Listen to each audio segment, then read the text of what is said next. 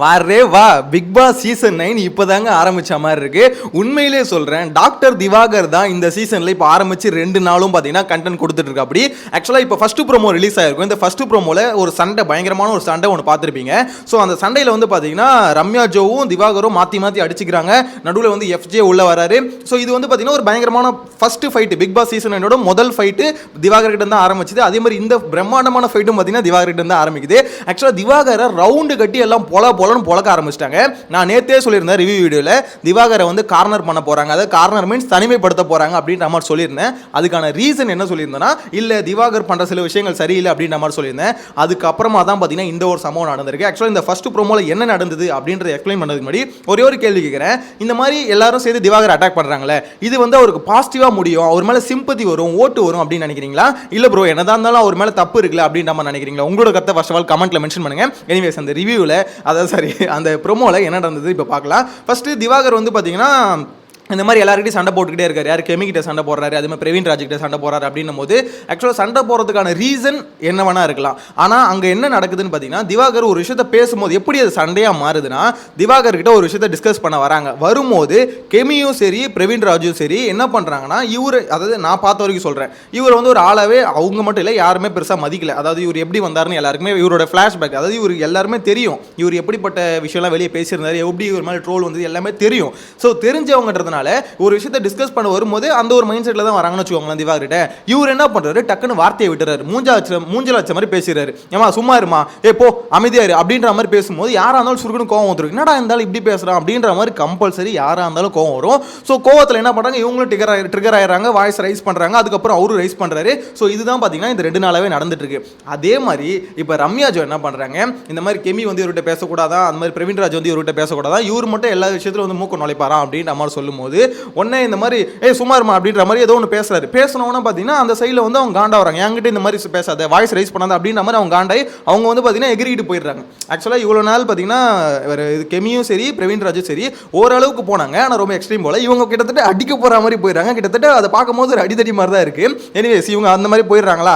போன உடனே பார்த்தீங்கன்னா அவர் வந்து நாகரிகம் தெரியுதா உனக்கு அப்படின்ற மாதிரி கேட்குறாரு. அதாவது ஒரு நாகரிகமாக பேசுகிறேன் நீ அப்படின்ற மாதிரி கேட்டோன்னே அவங்க என்னன்னு தெரியல, அதுக்கப்புறம் என்ன பேசுனாங்கன்னு தெரியல, ஆள ஆரம்பிச்சிடுறாங்க. உடனே அங்கே வந்து வந்தாரு பாருங்க ஹீரோயிசம் காமிச்சிங்கன்னு எஃப்ஜே உள்ள போந்து, என்ன எஜுகேஷன் பத்தி பேசுறேன், நான் என்ன தெரியும் படிச்சுக்கிறேன் அப்படின்ற மாதிரி சொல்றாரு. 12th ஃபெயில் அப்படின்ற மாதிரி ஏதோ ஒன்று சொல்றாரு. நான் சொல்றது கரெக்டாக தப்பான்னு தெரியல, எனக்கு கேட்ட வரைக்கும் அதான் தெரியுது. எனிவேஸ், அந்த மாதிரி சொல்றாரு. சொல்லிட்டு பார்த்தீங்கன்னா அவரு வந்து எகிரிட்டு வராரு, பயங்கரமான ஹீரோயிசம் காமிக்கிறதுக்கு ட்ரை பண்றாப்படி எஃப்ஜே அப்படின்ற மாதிரி தான் தெரியுது. எனிவேஸ், ஆனால் எஃப்ஜே உங்களுக்கு ஹீரோயிசம் காமிக்க தெரிஞ்ச உங்களுக்கு அது யாருக்கிட்ட காமிக்கணும்னு தெரியல பார்த்தீங்களா. திவாகர் அச்சு என்னையா பண்ண போறீங்க அப்படின்ற மாதிரி தான் இருக்கு. ஆக்சுவலாக திவாகரெல்லாம் எப்படி பண்ணோம்னா, டேக் இட் ஈஸியாக எடுத்துட்டு போயிடணும். அதனால வந்து கண்டுக்காம விட்டாலே அவரே இந்த வீக் வந்து வெளியே வந்துட்டு இருப்பாரு. ஆப்வியஸாக சொல்றேன், திவாகரை இவங்க எல்லாருமே ஒரு ஆளாவே கண்டுக்காம இருந்தாங்கன்னு வச்சுக்கோங்களேன். அவன் ஏதோ ஒன்று பேசிட்டு போறான் அப்படின்ற மாதிரி இருந்தாலே மக்களுக்கு அவ்வளோ கோவம் இருந்தது, கம்பல்சரி ஓட்டே ஊந்திருக்காது, வெளியே வந்துட்டு இருப்பாரு.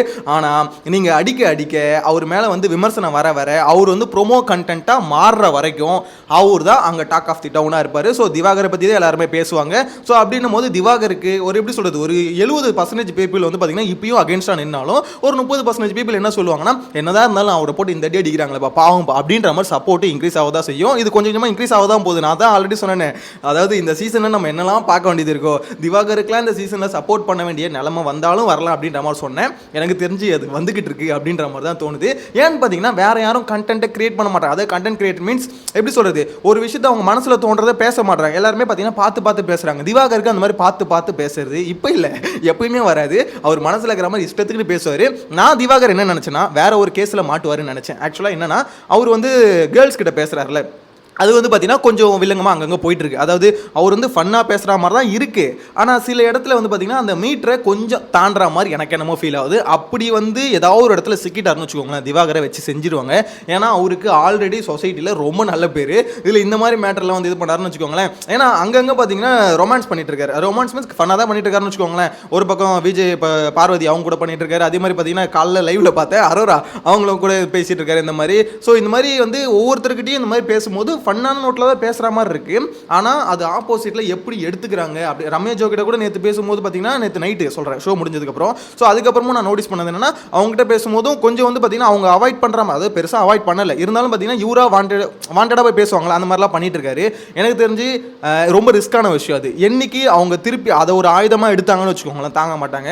நம்ம எப்படி சொல்கிறது, இதெல்லாம் வந்து ரொம்ப ரிஸ்க்காக கேர்ஃபுல்லாக ஹேண்டில் பண்ண வேண்டிய விஷயம். ஆனால் திவாகர் அது தெரியாமல் பார்த்தீங்கன்னா ஈஸியாக ஜாலியாக ஃபன் பண்ணுறாங்க அப்படின்ற மாதிரி எடுத்துக்கிட்டு இருக்காங்க. இன்னைக்கு ஃபன் பண்ணுற விஜய் பார்வதியே நாளைக்கு அதையே ஒரு வெப்பனாக மாற்றினாங்கன்னு வச்சுக்கோங்களேன். இந்த ஆள் அப்படி பேசினார், இந்த ஆள் இப்படி பேசினார், இந்த ஆள் பார்க்கறது சரியில்லை, இந்த ஆள் பேசுறது சரியில்லை அப்படின்ற மாதிரி எடுத்து விட்டாங்கன்னு வச்சுக்கோங்களேன். திவாகரை போட்டு நொங்கி விட்டுருவாங்க. எனக்கு தெரிஞ்சு தேவையா உனக்கு அப்படின்ற மாதிரி, தேவையா குமாரி அப்படின்ற மாதிரி தான் தோணுது.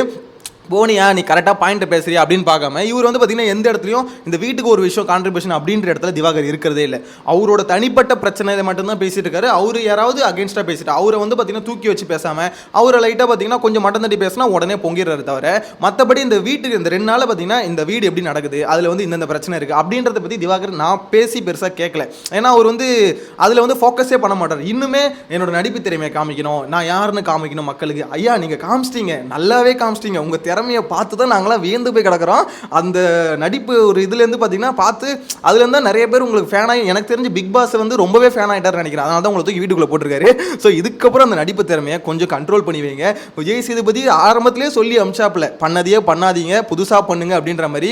ஆனால் இந்த மனுஷன் திருந்துறாம தெரியலங்க. எனக்கு தெரிஞ்சு விஜய் சேதுபதி சார் நீங்கள் என்ன பண்ணுறீங்க, இந்த வீக்கெண்ட் வரீங்களா, என்ன பண்ணுறீங்களோ திவாகரை ஒன்று வீட்டுக்கு அனுப்ப முடியாது, ஓட்டு ஒழுதுன்னு நினைக்கிறேன். சரி எனிவேஸ் அவர்கிட்ட ஒரு அட்வைஸாவது கொடுங்க. தயவு செஞ்சு திவாகர் இன்னொரு தடவை உங்கள் நடிப்பை வந்து கேமரா முன்னாடி காமிச்சிங்கன்னா கண்டிப்பாக உங்களை வீட்டை விட்டு வெளியே துரத்திடுவோம். தயவு செஞ்சு நடிக்கூட, அதுதான் உனக்கு போடுற முதல் ரூல்ஸே. நீ அதாவது மற்ற கண்டஸ்டன்ட்ஸ்க்குலாம் ஒரு ரூல்ஸ் போடணும், அவனை நடிக்காமல் மட்டும் நீங்கள் எல்லாரும் பார்த்துக்கோங்கடா, அதுதானே அவங்களோட ஃபஸ்ட்டு வேலை அப்படி நம்ம ரூல்ஸ் போடணும்னு நினைக்கிறேன். ஏன்னா அந்த அளவுக்கு பார்த்தீங்கன்னா நடிச்சு டார்ச்சர் பண்ணுற அப்படி.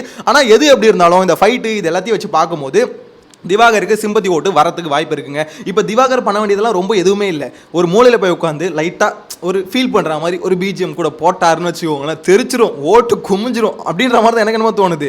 ஏன்னு பார்த்தீங்கன்னா அது தப்போ ரைட்டோ மொத்த பேர் சேர்ந்து ஒருத்தருக்கு அகேன்ஸ்டாக நிற்கும் போது அங்கே வந்து பார்த்தீங்கன்னா சிம்பத்தி ஒர்க் அவுட் ஆகே தீரும். இதுதான் பார்த்தீங்கன்னா இத்தனை பிக் பாஸாக நம்ம பார்த்தது.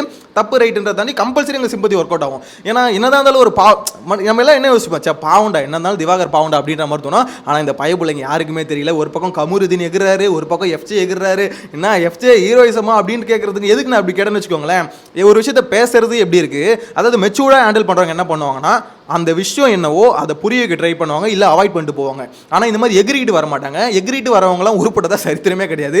ஏன்னு பார்த்தீங்கன்னா இப்போ லாஸ்ட் சீசன் முத்துக்குமரன் எடுத்துக்கோங்களேன், எவ்வளோ பிரச்சனை வந்திருக்கு. ஆக்சுவலாக எகிர்னவர் வந்து பார்த்தீங்கன்னா அங்கே வந்து கிரிட்டிசிசம் தான் ஃபேஸ் பண்ணார். யாருன்னா அருண் பக்கம் நியாயமே இருந்தாலும் சரி கிரிட்டிசிசம் தான் ஃபேஸ் பண்ணுவாங்க. ஆனால் முத்துக்குமரன் அந்த இடத்துல எகிராமல் அவருக்கு ஆன்சர் பண்ணிட்டு இருந்தார். அதனால தான் பார்த்தீங்கன்னா அவர் வந்து கப் அடிச்சார். ஆக்சுவலாக இதுதான் பார்த்தீங்கன்னா ஒர்க் அவுட் ஆகிற ஒரு ஃபார்முலா.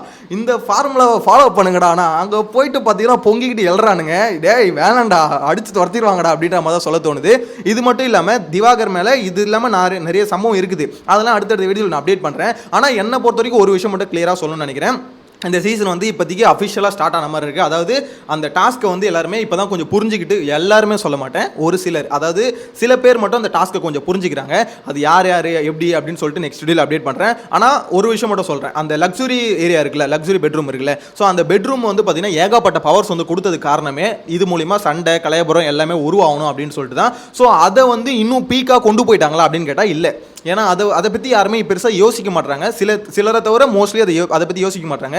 அதை பற்றி யோசிச்சாதான் அது வந்து பார்த்தீங்கன்னா நெக்ஸ்ட் லெவலுக்கு போகும். இதே மாதிரி நிறைய கலபரம் வரும், நல்ல கண்டென்ட் கிடைக்கும், ஷோ எங்கேஜிங்காக இருக்கும். ஆக்சுவலாக பார்க்குறதே எதுக்குங்க, சும்மா அவங்க வந்து பார்த்தீங்கன்னா பாட்டு பாடுறது யாரும் பார்க்குறது பிக் பாஸ் பார்க்குறது இல்லை. அது வந்து பார்த்தீங்கன்னா லைவ்லி ஒரு வீடாக இருக்கணும். அங்கே வந்து யாரும் நடிக்கக்கூடாது. இவன் ஏதாவது தப்பாக நினச்சிடணும். அவன் என்ன பொறுத்த வரைக்கும் தான் திவாகர் மாதிரி இருக்கணுங்க. ஏன்னா திவாகர் வந்து பார்த்தீங்கன்னா நடிக்கலை, அவர் பண்ணுறது தப்பு தான், அதாவது கோவப்படுற தப்பு. நல்லா கேட்டுக்கோங்க, திவாகர் வந்து அந்த விஷயத்துல நான் சொல்ல வரல, அவர் கோவப்படுற தப்பு எல்லா மூஞ்சி லட்சம் மாதிரி பேசுறது தான் தப்பு தவிர அந்த விஷயம் வந்து ஒவ்வொரு இடத்துக்கும் மாறுபடும். எக்ஸாம்பிளுக்கு பிரவீனுக்கும் அவருக்கும் கொரட்டை பிரச்சனை வந்து இல்லை, மேபி பிரவீன் கொரட்டை விட்டுருக்கலாம், அவர் உண்மையை கூட சொல்லியிருக்கலாம். ஆனால் அங்கே கோவப்படுறது தான் பார்த்தீங்கன்னா ஆட்டிடியூட் தான் அங்கே பிரச்சனையாக மாறுது.